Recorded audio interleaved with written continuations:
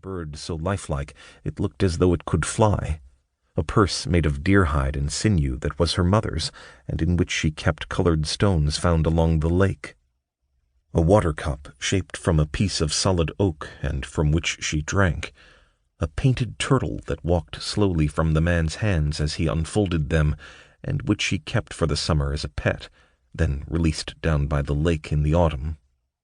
On the eve of the year the girl turned 5, her father gave her a bowl of fresh strawberries after their supper and said, "I have a special gift for you tonight." He handed her a box made of birch skin, around which a long piece of dried grass was tied in a bow. She untied the bow and opened the box. Inside was a silver comb, polished brightly, and looking like nothing she had ever seen before.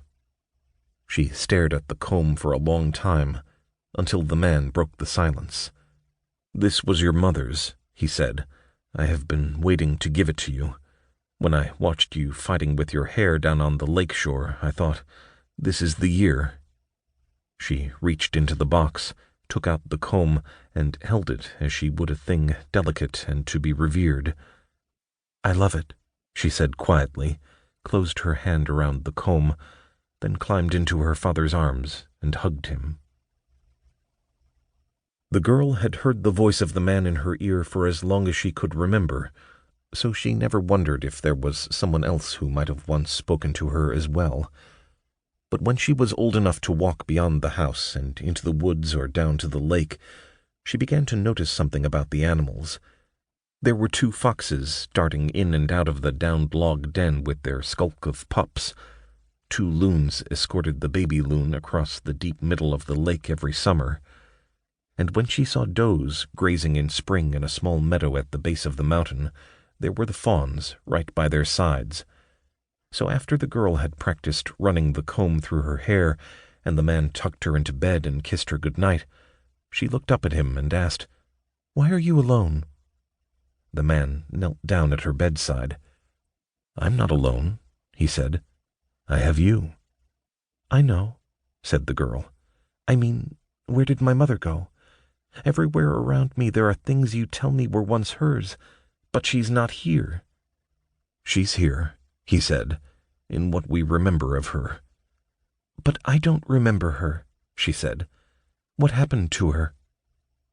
The man bowed his head and lifted it again, and he told his daughter that when he and the woman buried their parents and came to the mountain and built their house, she was all the world he knew, and he believed for a time that the 2 of them would live alone in this world for the rest of their days, until she discovered she was going to have a child.